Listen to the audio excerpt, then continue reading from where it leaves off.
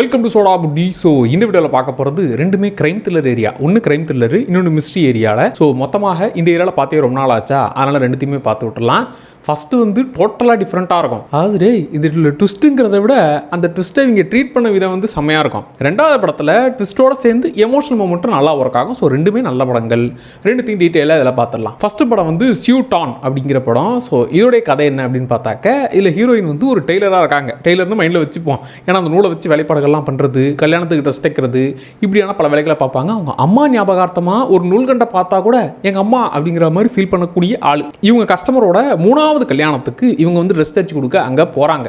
அங்கே ஒரு பட்டனை தைக்கணும். சரி மேடம், நான் ஒன்றும் பிரச்சனை இல்லை, கடைக்கு போயிட்டு வந்துடுறேன் அப்படிங்கிற மாதிரி இவங்க கிளம்பி போகவும் அந்த டிராவலில் ஒரு விஷயத்தை பார்த்துடுறாங்க. அதுக்கப்புறமா என்னெல்லாம் ஆச்சு, ஏகப்பட்ட பிரச்சனைலேருந்து எப்படி தப்பிச்சாங்கிறது தான் மொத்த படமும். இதில் ஹீரோயினுடைய பர்ஃபார்மன்ஸுங்கிறத விட அவங்க கேரக்டராக அவங்க இந்த மாதிரி நூல் வச்சே விளையாடுவாங்களா, அந்த விஷயங்கள்லாம் பண்ணும்போது என்ன இப்போ ஏற்பட்ட சுச்சுவேஷனில் எதுக்கு இது நூல் கண்டு விளையாட்டு இருக்கு, ஏமா உன் கடமை உணர்ச்சிக்கு ஒரு அளவே இல்லையா, நீ டெய்லரு அதெல்லாம் தைக்கிறவ அதெல்லாம் ஓகே, அதுக்குன்னு இவ்வளோ பெரிய இக்கட்டான சூழ்நிலையிலையும் அதை வச்சு தான் நோண்டிக்கிட்டு இருப்பியா அப்படிங்கிற மாதிரி தான் ஃபீல் ஆகும். ஆனால் அதை வச்சு ஒரு பெரிய வேலையை பார்ப்பாங்க. கிட்டத்தட்ட ஒரு நிமிஷத்துக்கு பெரிய வேலையை பார்த்துக்கிட்டே இருப்பாங்க.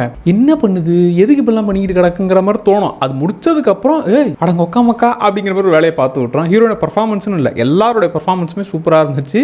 அண்ட் ஹீரோயின் அந்த கேரக்டரோட ஒன்றி போய் நூல்கண்டை வச்சே ஒரு பெரிய வேலைலாம் பார்க்கும், நல்லாயிருக்கும். அதுலேயும் முக்கியமாக அந்த ட்விஸ்ட் சொன்னல, அதாவது டோட்டலாக டிஃப்ரெண்ட்டாக இருக்கும்னு சொல்லி.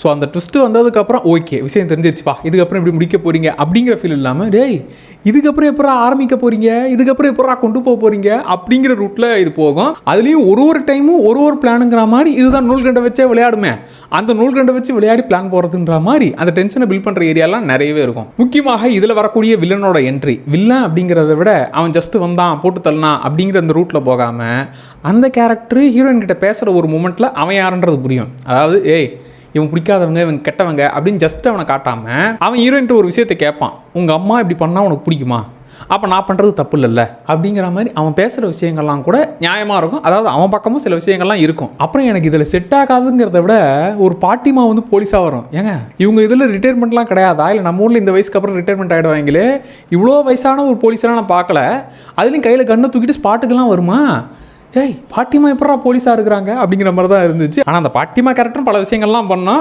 அதெல்லாமும் நல்லா இருக்கும். ஆனால் பாட்டிமாவை போலீஸாக தான் ஏற்றுக்க முடியல. அண்ட் இந்த கதை ஏன் ரொம்ப ஸ்பெஷலாக இருக்குது அப்படின்னா, குட்டி குட்டி விஷயம் கூட, ஒரு தம்மா துண்டு பட்டனு, தம்மா துண்டு நூல், அந்த விஷயங்கள்லாம் கூட இந்த கதைக்கு தேவைப்படும். இந்த சீன் எதுக்கு சும்மா டைம் ஓட்டத்துக்காக வச்சுருக்கிறாங்க போலன்னா அது வேற ஒரு இடத்துல தேவைப்படும். ஸோ அப்படியாக ஒரு கேரக்டர்ஸ் பண்ணுற விஷயங்கள்லாம் ஏதாச்சும் ஒரு கட்டத்தில் அவங்களால ஒரு பிரச்சனை உண்டாகும். இது மொத்தமாகவே எனக்கு வந்து டிஃப்ரெண்ட்டாகவும் இருந்துச்சு, இன்ட்ரெஸ்டிங்காகவும் போச்சு. வித்தியாசமாக ஒரு படம் பண்ணுறேன் அதுக்காக பாருங்க அப்படின்னு இல்லாமல் அந்த வித்தியாசத்தோடு சேர்ந்து இன்ட்ரெஸ்டிங்காகவும் பண்ணியிருப்பாங்க. இது நூல்கண்டு வச்சு கோக்கிறத பார்த்து நானும் கற்றுக்கலாம் போலையே அப்படிங்கிற மாதிரி இருக்கும். ஆனால் இந்த நூல்கண்டை வச்சு விளையாடுறது, ஏமா இதை வச்சு இப்படிலாம் பண்ண முடியுமா, இதெல்லாம் கொஞ்சம் ஓவரா இல்லையான்னு தோணும். பட் எல்லா டைமும் சக்ஸஸ் ஆகாதுல்ல, ஒரு 5-6 தடவை தோற்று போய் அதில் ஒன்று சக்ஸஸ் ஆகும்போது ஓகே வாய்ப்பு இருக்குது, இப்படி பண்ணுறதுக்கும் வாய்ப்பு இருக்குங்கிற மாதிரி அது நல்லாயிருக்கும். ஸோ கட்டாயம் இந்த படத்தை ட்ரை பண்ணுங்க. அண்ட் முக்கியமானது, இந்த படமும் சரி அடுத்த படமும் சரி ரெண்டுமே தமிழ் டப்பிங்கில் இப்போதைக்கு இல்லை, சீக்கிரமாக வந்தால் நல்லாயிருக்கும். அண்ட் ரெண்டாவது படம் கன்னட படமான அஞ்ஞாதவாசி. இது வந்து இந்த மிஸ்ட்ரி ட்ராமாவை விரும்பி பார்க்குற ஆட்களுக்கு செட் ஆகக்கூடிய படம். இதில் அந்த ட்விஸ்ட்டுங்கிறதோட நான் சொன்ன மாதிரி எமோஷனல் ஏரியாவும் கொஞ்சம் அதிகப்படியாக இருக்கும். அண்ட் கன்னட இண்டஸ்ட்ரி சைட்லேருந்து இந்த மாதிரி படங்களும் கொஞ்சம் நிறைய ஒர்க் ஆகுது. ஆக்சுவலாக இன்னும் 2 படமும் நம்ம பார்த்தோம், அதெல்லாமே அவங்க ஸ்லோவானா கூட்டு போனாலும் கடைசியில் ஏதாவது ஒரு விஷயத்தை பண்ணி விட்டுருவாங்க, அந்த வகையில் நல்லா இருந்துச்சு. சரி, இதில் கதை என்னன்னா, நம்ம ஹீரோ வந்து போலீஸாக இருக்கிற அப்படி அவங்க இருக்கிற ஊரில் வந்து ஒரு கேஸ் கூட வந்ததே கிடையாது, ஒரு 25 வருஷம் ஆச்சு, கேஸே கிடையாதுப்பா. அதனால் அவங்களே பார்ட் டைம் ஜாபாக பல விஷயங்கள் பண்ணிட்டு தான் இருக்கிறாங்க. அப்படிப்பட்ட சுச்சுவேஷனில் இப்போ ஹீரோவுக்கு ஒரு இடத்துல சந்தேகம் வருது, எனக்கு என்னமோ தப்பாக இருக்குது, இது வந்து நான் உண்மையாக இருக்கான்னு நான் செக் பண்ணி பார்க்கணும் அப்படின்னு சொல்லிட்டு ஒரு இடத்துல இவர் பேசவும் ஊர் மக்கள் எல்லாருமே ஷாக்காகிறாங்க. இந்த ஊரில் இப்போலாம் எதுவும் நடந்ததே இல்லையே, நீங்கள் எதுக்கு இப்போ திடீர்னு டிடெக்டிவ் மாதிரிலாம் பிஹேவ் பண்ணுறீங்க சார், போலீஸ் தான் சார், அதுக்கு தான் சம்பளம் போடுறாங்க, இல்லை எதுக்கு நீங்கள் ஓவராக பேசுகிறீங்க, பெரிய மனுஷன் சார், இவரெல்லாம் யாரும் இப்படி பண்ணியிருக்க மாட்டாங்க அப்படிங்கிற மாதிரி ஊர் மக்களே சொன்னாலும் இல்லை எனக்கு சந்தேகம் வந்துருச்சு, சுற்றி முற்றி பார்த்தேன், அதுக்கப்புறம் தான் கன்ஃபார்ம் ஆச்சு, இந்த கேஸை நான் விசாரிக்கிறேன் அப்படின்னு அவர் கையில் எடுக்கவும் அதுக்கப்புறம் என்ன விஷயங்கள்லாம் தெரிஞ்சுக்கிறாருங்கிறது தான் படமே. இதில் ஹீரோட கேரக்டரை பொறுத்த வரைக்கும் அம்மா மேலே அவ்வளோ பாசங்காரனாக இருப்பார். அதாவது உங்கள் அம்மா இறந்த அன்னைக்கு வந்து எல்லாருக்கும் கூப்பிட்டு சாப்பாடு கொடுக்குறது, ட்ரெஸ் கொடுக்குறது, யாரும் எங்கள் சொந்தக்காரங்களாம் வரலனாலும் கூட இவர் வந்து அப்பா அன்றைக்கி வந்து என் கையால் தான் எங்கள் அம்மாவுக்கு எல்லாமே நான் சமைச்சு கொடுக்கணும், சமைச்சு என் கையில் கொடுத்தா தான் அவங்களுக்கு பிடிக்குன்ற மாதிரி அவ்வளோ பாசக்காரர் ஆள். ஸோ அது இல்லாமல் இந்த கேஸில் அவர் கொஞ்சம் கொஞ்சமாக விசாரிக்கிற விதன்றது வழக்கமான இன்வெஸ்டிகேஷனாக இருக்காது. எல்லாருமே எனக்கு சந்தேகம் வருது, அவனை போய் விசாரிக்கிறேன்.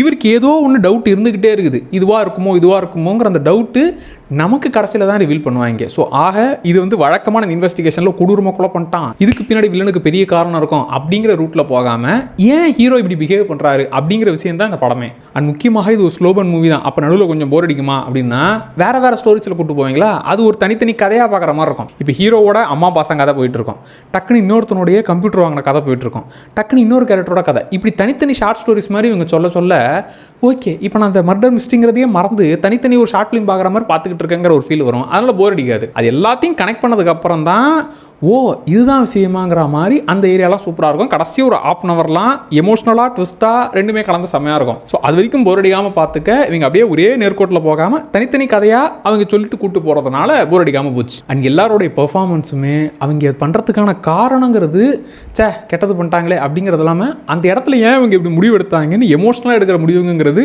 அந்த டைம் வேறு வழி இல்லைங்க, இதை விட்டு எனக்கு வேறு ஆப்ஷனே இல்லைங்க அப்படிங்கிற மாதிரியான முடிவுகளாக எல்லார் பக்கமும் இருக்குமா.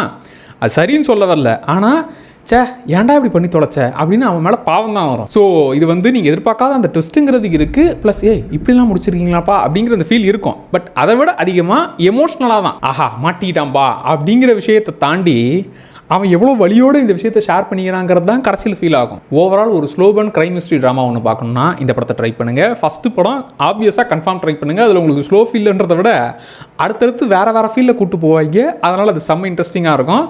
இது வழக்கமான ரூட்டில் போனாலும் எமோஷ்னலாகவும் கொஞ்சம் கனெக்ட் ஆகும். ஸோ இந்த 2 படங்களும் கட்டாயம் மிஸ் பண்ணாமல் ட்ரை பண்ணுங்கள்.